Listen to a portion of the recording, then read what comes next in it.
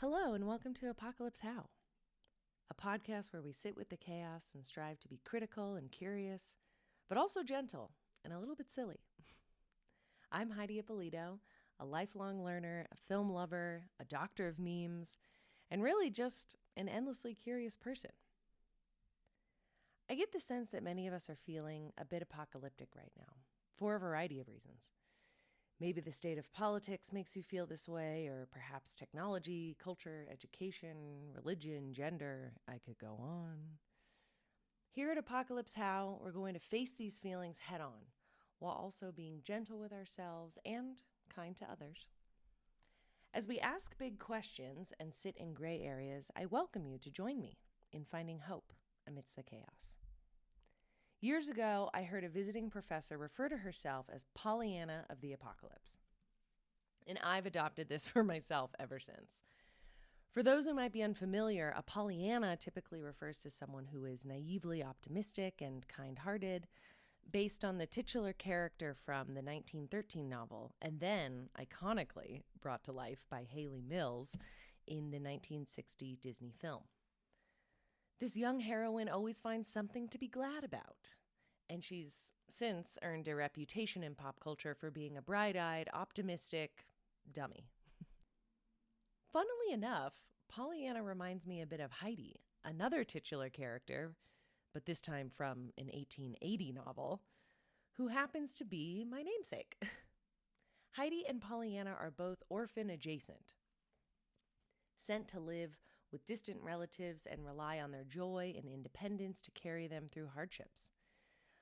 Both of these girls are precocious and somewhat fearless as they easily make friends with strangers and make their opinions heard. And while we might reflect on these childish characters and laughed at their naivete, there are some powerful ideas I continue to hold on to, even though I'm no longer 11 and currently living a life that must contend with reality beyond the pages of children's books. 3 of these powerful ideas I hold on to are that I believe optimism does not have to be naive, I believe that imagination is powerful, and I believe that realism does not require cynicism. So again, optimism doesn't have to be naive, imagination is powerful, and we don't have to be cynical when we're being realistic. These ideas are the spirit behind this podcast. I want to find a way to embrace hope and optimism and radically imaginative ideas without instantly deflating the tires with cynicism before we can even leave the driveway. I want to face darkness with tears and a smile and a song and maybe even a guttural screech. I want to hear what other people are thinking, and I want to talk about our future. Like we're actually going to be around to see that future, rather than just putting our heads down and surviving on our own, independently. There's a whole lot more I could say about who I am and what I hope to do with this podcast, but I say we just dive right in. I wanted to begin with a topic I know a lot about, certainly more than I ever intended to know, which is Donald Trump's affection for memes, particularly religious memes.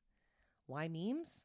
Well, as a baseline, I think it's essential to sharply critique our political leaders, or anyone in power, really, as they have far more influence and power than the average person. And Trump happens to embrace the language of memes, certainly more than any other U.S. president before him. Also, memes are fun. They're funny and weird and new, and frankly, I can feel a bit bizarre to see the leader of my country drop the veneer of formality and casually post memes in the middle of the night. In other words, memes might be strange and even a bit flippant, but that doesn't mean we should dismiss their importance and not pay attention and study them. And who better to guide us through this strange topic than me, your friendly neighborhood doctor of memes. Yes, you can research memes if you really want to. But let me back up a bit. Today is March 8th, 2026, and exactly 1 year ago today, I defended my dissertation and became a doctor in the study of religion. I spent the past 12 years in grad school, on and off, where I explored the intersections between pop culture, religion, conspiratorial thinking, and digital culture, including memes. When it came time to choose a dissertation topic, I ended up analyzing QAnon memes mostly because I was so intrigued by their frequent references to both Jesus and the Matrix, among other things. So, long story short, my research focused on religious and pop culture references in QAnon memes, which, I ended up collecting and analyzing, what was it, thousands? Yeah, or almost 5,000 memes that featured or were even directly posted by Trump. And that will bring us to our episode today. But my path to meme studies is not one that I ever would have guessed for myself. I started off in film school. I worked in LA for several years. I moved to Scotland to study religion and television. And then during my PhD time, I watched my research more from fandom studies to QAnon memes, which started in early 2020. All this to say, I am passionate about film and memes, pop culture, religion, fandoms, and how our personal beliefs show up in online spaces. And for anyone who just heard all that and thought, aha, she must be one of those academic coastal elites, let me reassure you, I currently work 2 part-time jobs, 6 days a week. I have a mountain of student loan debt. I've been job hunting for over 9 months. Having several degrees just means I'm extremely passionate, definitely privileged, but also a bit delusional. People who are experts in academic fields are just people who have dedicated many, many years of their lives to learning about those fields. And the best academics I know, the smartest people I know, are thrilled to discuss all sorts of things with anyone at all. I'm beyond grateful to all the people who have helped me get to where I am today, and I could never have achieved these degrees without my community of loving friends, family, and mentors. My goal here is not to claim superior knowledge. It's not to talk down to anyone, but really just to share all the fun stuff I've learned over the years and start new conversations. Okay, enough about me. Let's dive into these memes. I want to start with 3 images, and there's a link in the description if you want to follow along visually and look at them. The first is an AI image of Trump as the Pope in these white and gold robes sitting on a gold throne. That was posted by Trump's Truth Social account on May 2nd, 2025. The second is an AI image of a very muscular Trump wielding a red lightsaber with 2 eagles in the background and some American flags. That was posted by the official White House account to Twitter on May 4th, 2025. And then the third is an AI image of Trump as Jesus healing a sick man, posted by Trump's Truth Social on just this year, on April 12th, 2026. In this one, he's wearing red and white robes. He looks a little like Jesus. There's an American flag, some eagles, the Statue of Liberty, a fighter jet, some floating soldiers, a kind of winged creature. There's some folks sort of looking up at Trump reverently, like a nurse or some sort of worker, a soldier. Trump has a ball of light in one hand and then putting his head in a glowing way with the other hand over a man's forehead. So a lot more detail in that one, but we can get into it later. So those first 2, like I said, were posted a year ago in May 2025, days before I defended my dissertation, which was kind of wild. And the third was posted just this last month in April 2026.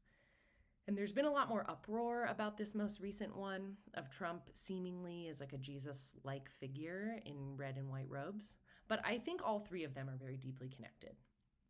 So before we go any further, I think it would be helpful to sort of define what a meme is and why they're so useful for the Trump administration, the MAGA movement, and the figure of Trump himself. So Limor Schiffman, who's a communication and journalism studies scholar, wrote a book in 2013 called Memes in Digital Culture. Very, very useful, tiny little book. And it provides a great definition of memes and a foundation for understanding them. So Schiffman defines internet memes in 3 sort of layers. A group of digital items sharing common characteristics of content, form, and or stance. B, they were created with an awareness of each other. And C, they're circulated, imitated, and or transformed via the internet by many users. So I think it would be helpful if we apply these layers to the 3 Trump meme examples. So thinking about that first layer, which is about common structures, themes, and perspectives, they all frame Trump in a similar structural way, putting him in the center of the frame using an aesthetic of realism, or maybe even hyperrealism, which the theorist Jean Baudrillard defines as the simulation of something which never really existed. So in other words, the image looks real, even if the subject of the image is not a thing that's actually happened in real life, right? Like Trump is not actually the Pope, but that does look like a real photo of Trump in a Pope costume, right? It's not like anime or a Disney character or something. And thematically, they all portray Trump as a physically strong or religiously powerful man. So even if his physical body or spiritual life doesn't necessarily reflect this depiction, thematically, that's what they're all going for. And when we talk about the perspective of an image, we're usually talking about the relationship between the subject of the image itself, and the person viewing the image. So in this case, Trump is the subject. We are the viewers, the people looking at the meme. And the image itself centers Trump as a subject worthy of attention, the attention of those viewing it, right? So that's what we're talking about when, Schiffman's first layer, thinking about structures, themes, and perspectives. So the second layer, memes are intended to be seen by both insider and outsider audiences. These memes are posted to official accounts. They're intended to be seen by both insiders, which in this case I think are like MAGA enthusiasts, people who kind of already believe what's going on in the meme. They already think Trump is sort of a heroic figure. That's maybe what I would consider an insider in this case, as well as anyone interested in the U.S., in what the president or the White House might want to post, right? So it's intended for insiders as well as someone who might be considered like an outsider or not, just basically not an insider, right? So it's not just posted to like a secret group for Trump voters. It's posted very publicly online so anyone can see it, right? So in other words, these memes intend to wink at insiders, those who already see Trump as a religious leader or a pop culture icon or like a king figure, and then potentially trigger anyone who might be outside of that. Those who might be infuriated by Trump dethroning the Pope or depicted as a king or portrayed as a Star Wars guy, which I just have to pause. I need to point out that Trump's holding a red lightsaber, which is famously the weapon of choice by Darth Vader, right? Who leads the Empire. Am I right? I'm not like a huge Star Wars nut, so I don't know all the details, but I think even I know that the red lightsaber is like the bad guys, right? And it's funny because the caption declares that Trump is part of the rebellion and his enemies are part of the empire, which, again, the irony is not lost on me that the sitting president sees himself as working against the quote-unquote deep state empire, but he's in charge of the empire? I'll just say I will save the topic for the deep state for another episode. I think that would be fun to get into, but we're just trying to talk about the basics of memes today. So, returning to that third layer from Schiffman, which they define memes as created, imitated, and circulated by many users across various platforms. So in this case, I plucked 3 specific memes from 2 specific accounts rather than tracking their circulation across all the platforms. But if you've seen any of these images before today, you've basically been part of this circulation. And if all of this is new to you, I'm sure you've seen other images or memes circulated across the internet. I think at this point, we generally get the concept of meme circulation, right? We're not all just looking at one painting of Van Gogh. We're looking at a meme that is maybe similar or even a little adjusted, seen over and over and over again. The point is that they're supposed to be circulated. It's not like an image that you only see in a museum or that you only see on a certain website. They are sort of anonymous and they just run across the internet. So now that we've defined these memes using Schiffman's definitions, we might ask why they're so popular, and particularly popular with this president. Schiffman suggests that we're in an era marked by networked individualism, in which people use memes simultaneously to express their uniqueness and their creativity So basically, they're an expression of individual participation within a larger group. So individual members can create memes that replicate like a larger accepted idea from a group, but also, inject their own unique creativity and cleverness. And in this case, Trump and his administration are posting memes that resemble memes I've seen that people have been posting online for years. Honestly, it's just strange to see people in power posting the kind of memes I've been seeing like just randomly on Telegram or Truth Social or Twitter or Facebook. Like when it's some guy posting it online, fine. But when like the literal president is posting that meme, it feels different, right? Because it is different. And similar to like the infighting that can happen in different kinds of groups, right? Like in religious groups or fandoms, people don't always agree, even if they all agree on like the larger concept. They don't always agree on every little detail. Memes can also reflect both the conflict and the replication, right? So a meme can reflect like an agreed upon thing, like Trump's a good president, but it might conflict in some ways. Like some people might think Trump is really reverent and religious, and some people might not, even if they both voted for him. Does that make sense? So these memes can kind of reinforce agreed upon stuff, but there's a lot of freedom to also express things that may not be totally agreed upon. It just sort of allows you to hold on to a larger narrative, but also kind of tweak and toy with smaller details. And I think it's part of why it makes it fun. So in this way, Schiffman argues that internet memes can be treated as postmodern folklore that reflect deep social and cultural structures. So what does that mean? So if we're calling it, folklore, I think we can all understand is like a little bit of a story, right? And mimetic folklore is maybe a story that's told over and over and over again, right? And I don't want to step on the toes of people that study oral traditions and study myth. We're kind of getting in that territory. But essentially what we're talking about is that, these memes can have like innocuous jokes and be sort of funny, but they can also be really serious and present arguments and debate. Again, this is Schiffman's words, debate about how the world should look and the best way to get there. In other words, Trump's memes often ride this line between seemingly innocuous humor and serious political debates. And that's what makes them so ripe for misinformation or propaganda or ambiguity. It's less about whether Trump really believes himself to be the Pope or a Star Wars hero or even Christ. And it's more that he sees himself as powerful and worthy of the same attention and reverence as these other powerful and revered figures. So Trump isn't telling a literal story about being the Pope. He's telling this sort of mimetic folklore about himself as a powerful and influential figure. So there's sort of a looseness there as opposed to being overly literal, because memes are supposed to be more playful than literal. And so in that way, it might just be easy to say, look, it's just a meme. He's just joking. Who cares? But these images, they're like these little bits of folklore that tell a larger story about what kind of leaders we trust, we revere, and ultimately who we cast our votes for.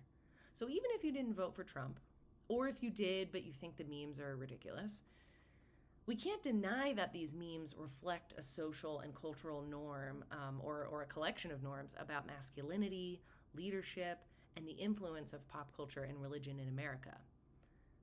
I could go on a tangent about religion and masculinity, but I'm going to save that for another episode.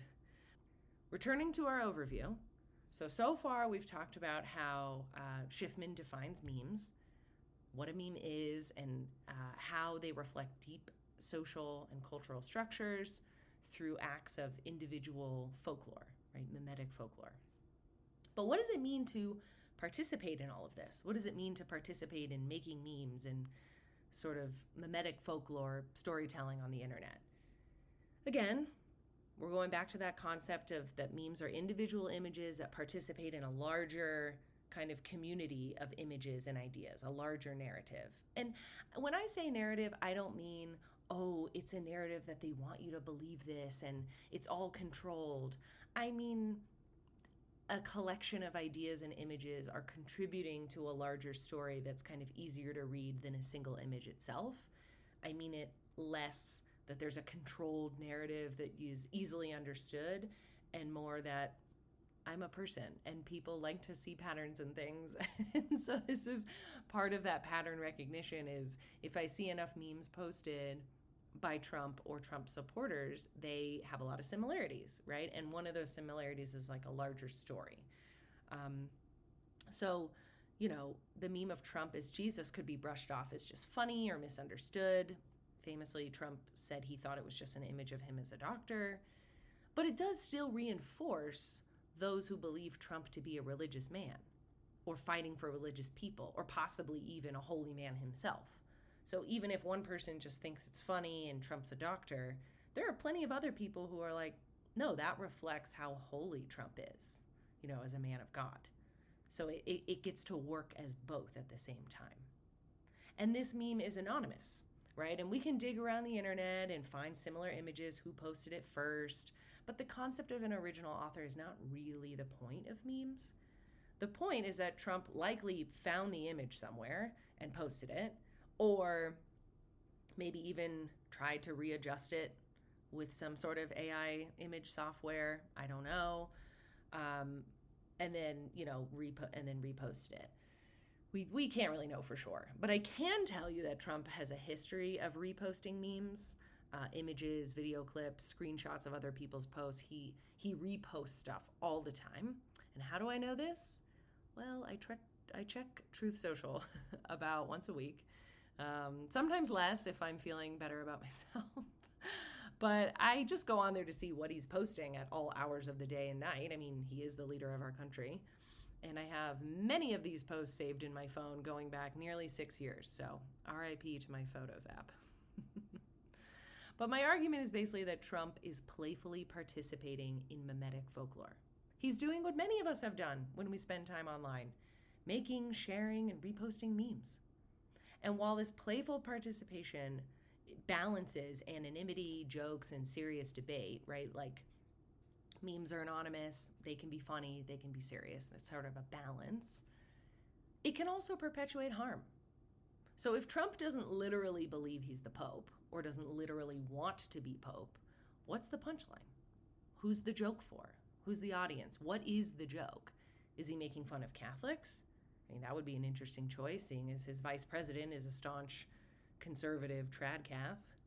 Is he just being generally irreverent? Some people think these memes allow this very powerful man to show a more like down-to-earth side of himself. He's fun. You get the feeling he might be more relatable because Trump, like me, is also very online and posting memes that he finds funny. And while we might chuckle at these absurd images and these funny memes that he posts, ultimately, I think what these memes are doing is they're taking advantage of institutional distrust. And what I mean by that is there's just a larger distrust in what were very solid institutions, right? The institution of like a religious institution, government institutions, corporate institutions, even certain social institutions. It's a pretty well-known and researched fact that a lot of people are losing trust in these larger institutions. And I think what these memes do is they promote very simplified answers to a complex set of problems. So, if we're like, I just don't have trust in leadership anymore, well, Trump is the answer to our leadership problems. He's strong and spiritual and playful and serious. He's basically like a paper doll we can dress up any way we like, molding him to our own image of what we think a good leader looks like. That kind of wish casting, as the kids say. I'm going to cast him as in Star Wars because I love Star Wars. Even when his own administration does it, like with that Star Wars meme, that's the administration saying, we're not the empire. We're the rebellion. We're on your side. We're the good guys. And Trump is the leader of the good guys. And then Trump turns around and kind of does a similar thing with himself. He presents his own image of himself as the Pope or a Jesus-like figure or apparently a doctor. He's participating in a kind of digital cosplay, putting on a costume and parading this image of himself online. And whether we dress him up like a doll or he dresses up in his own cosplay, it's all a form of this sort of wishful make-believe. What is not happening when Trump or his administration are finding and posting these memes is real political action.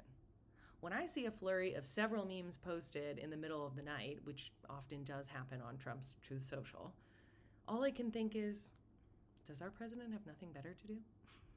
Surely the leader of our country is not doom scrolling in the middle of a war and an economic crisis.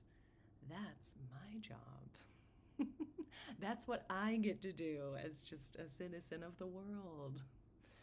No, I really am trying to doom scroll less.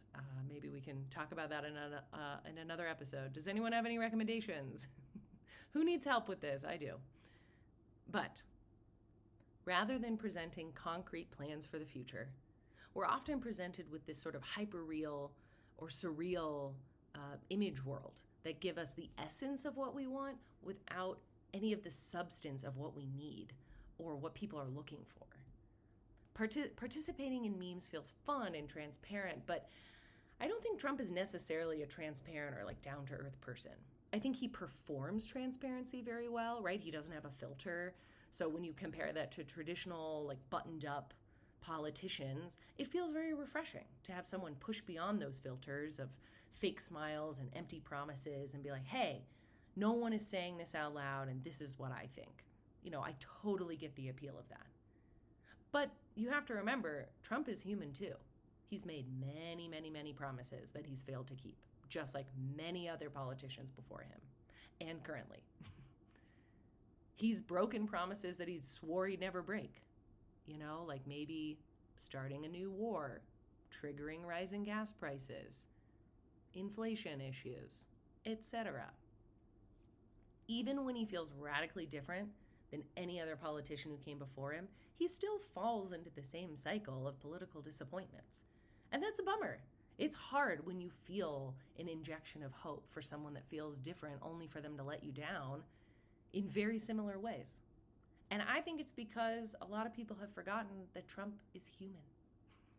Unlike these hyper-real memes that portray him as a buff hero and a religious Superman, he's an elderly man who has made a number of misguided and often selfish decisions in his role twice over as the president. And I'm not saying he's never ever made a good political decision. I'm just saying he's also made some really poor ones, and these memes present him as almost pristine and perfect, and that doesn't feel like it reflects reality. Many of his supporters revere him as if he is a god, or at the very least chosen by God, and I'm not sure if we should elevate anyone to this kind of status. Sometimes I wonder how things might change if we spent less time revering historical and current heroes, quote unquote, for the happenstance of, like, they just happen to be leaders. I guess what I mean is I don't want to assume someone is great based on their role as a leader or a ruler. I want to revere the qualities of a leader wherever I see them, even if it's the local bread maker. I want to revere those leadership qualities. I don't want to just revere people who are in charge. Was Caesar morally superior to the local bread makers he ruled over? Or do we merely have more access to the life and choices of historical leaders? I keep bringing up bread because I love bread. Carb supremacy. I think that's the answer. Anyway, I digress. If I hope for a more human view of Trump for his worshipful supporters, I'd also like to challenge those of us who don't revere Trump to do sort of a similar exercise.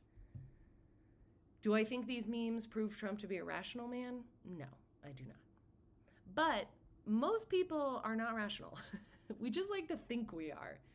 So instead of trying to rationalize like these memes into the way I see the world, I find it more helpful to try and understand Trump's worldview and why these memes reflect his worldview, right?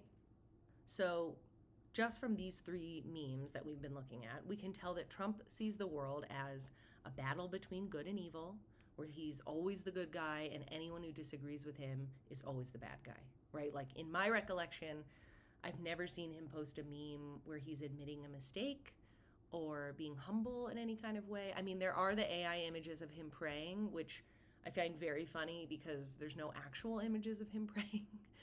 Specifically, there's an image of him kneeling and praying. I'll include it. It's everywhere, or it was for a while, but I find that fascinating because there are not as many like real photos of him praying. But again, I'm trying to understand this worldview, right? So battle between good and evil, good guys and bad guys. He believes himself to be very important and worthy of attention. And look, I'm sitting here talking into the void. Am I not also asking for attention? The desire to be heard is deeply human. And I think it matters more what we do with our voices, what we do with our memes, rather than feel ashamed for the desire to be heard or to make something or post something silly. So in a world of endless memes and 4.5 million podcasts, how are you using your voice? How am I using my voice? And how are the leaders you admire, how are they using their voice? To wrap things up here, these Trump memes and all the reactions to them sometimes make me feel a bit apocalyptic. You know, if I'm being honest, I was actually feeling pretty hopeful when I first saw Trump's recent Jesus-like meme. You know, I believed it might offend some of Trump's religious supporters, and maybe go, maybe this isn't a person who always does things right or is has my best interests in mind, because that's kind of a weird thing to do, especially if you profess to be religious yourself. And look, I'm a Christian. I welcome irreverent religious art. I think when it's done well, it can challenge us to rethink a lot of assumptions we might have about our own beliefs. To give you an example, one of my favorite pieces I came across when learning about this in grad school was Andres Serrano's 1987 work called Immersion Piss Christ, which is a photo of a small crucifix in like a yellowish liquid. And it's sort of zoomed in, but it's a crucifix in a glass of the artist's urine. Now, you might think that's very offensive and gross or weird, but that's often what artists intend to do. They want to provoke and unsettle, and in this case, the artist, Serrano, he didn't even intend his work to get as much negative attention as it did in the 80s. And he goes on to explain, it symbolizes the way Christ died. The blood came out of him, but so did the piss and the shit. Maybe if Piss Christ upsets you, it's because it gives some sense of what the crucifixion actually was like. I was born and raised Catholic, and I've been a Christian all my life. So, in this case, Serrano wanted to desanitize the crucifixion as a religious person, right? He did this as a sort of religious act. Often the crucifixion is depicted as very clean and bloodless, especially when you see something like a simple cross necklace, right, that remove Christ's human body altogether. And no shade if you are someone who wears a cross necklace, that's not my point. I'm just saying it's easy to forget that it's a little weird to wear a symbol of a torture device as like a delicate neck adornment. But religion is weird, and that's why I love it. Consuming God's body and blood on a weekly basis is strange. But what is life without strangeness? For me, my faith helps me see the world for all its bizarre little details. And I feel just as close to God when I see humans being a little weird as when I see like a beautiful sunset on a beach. So ultimately, that's why I'm here. I like talking about weird stuff. So why do the Trump memes make me feel kind of apocalyptic when Piss Christ, the piece of art, makes me feel a kind of soothing spiritual challenge? I mean, I think intention is very difficult to parse with memes, especially when it's posted by Trump, who I don't think is the most consistent person with his words. But I do think learning about the intention behind Piss Christ, it radically changed my feelings toward the image. Right? Like, first you see the image, you don't really know what it is. Then you learn how it was made, and you're like, ew, that's weird and gross. Then you learn why the artist made it, and that the artist is himself a religious man, and you go, oh, well, that's different. That makes me feel a little different about it. And you might still feel that it's weird. You might not want to hang that picture on your wall. But learning the artist's professed intention behind something, it can just change how you feel about it. So when Trump was asked about the meme that he posted of himself that looks like Trump is Jesus, he responded that he thought it was depicting him as a doctor or that it had something to do with the Red Cross. And he goes on to say, "It's supposed to be me as a doctor, making people better. And I do make people better. I make people a lot better." I don't know. His response makes me feel, I guess it makes me think about a few things. Either Trump is lying. He knows it looks like Jesus, but doesn't want to admit that for obvious reasons. Or he's aging. Look, it's going to happen to all of us. I'm not trying to, hate on the elderly. They have a lot of wisdom. But sometimes when you get older, you say and do things that you didn't mean to do, right? Maybe he didn't realize what the image was at first, but he can't admit that because it would admit he made a mistake, but it also might admit that he's getting old and some of his sharpness is fading. Or maybe he just says whatever he thinks is best in the moment. Maybe someone from his team told him it could be a doctor rather than Jesus, and maybe he just ran with that. I don't know. I don't think we can truly know the intentions of another man's heart, so that's not what I'm going to try to do. But I know how it makes me feel. And it's difficult for me to feel challenged to view Trump as a caring doctor or a religious man or as a buff hero, because his actions as a political leader and a corporate mogul and a reality TV personality and a chronic golfer and McDonald's eating whatever, which is like, look, I eat McDonald's too, it's fine. It just doesn't lead me to believe that all of these images are like really reflecting a big part of his character. I'm stuck being asked to imagine a reality in which Trump is as benevolent and strong as his supporters believe him to be. It's kind of like demanding someone follow God's laws before they get to know God at all, right? Kind of putting the cart before the horse. So for me, until Trump shows that he possesses characteristics and actions worthy of a leader, those kinds of qualities that we revere in leadership, it's difficult for me to see him as this jack superhero or religious savior depicted in these memes. And look, you are welcome to disagree with me on that. I'm just sharing how it makes me feel. And while this leaves me feeling somewhat apocalyptic, I also do have something to feel hopeful about, because we're going to bring it back around. Don't worry, we're not going to end on a bad note. My suspicion is that very few people really love these memes and believe that Trump is a fantastic leader specifically because he posts memes in the middle of the night. I think there are, of course, like some people who feel this way, but there are many others who think the memes are just kind of silly or simply wish he didn't post this stuff at all. I think most people would like a president who behaved in a way that like they genuinely care for their constituents. They follow through on promises and take action that reflects a majority of what the people want, the people who live in this country. Because we're the ones directly affected by those actions and those promises. I think we tend to gravitate toward people that we feel we can relate to.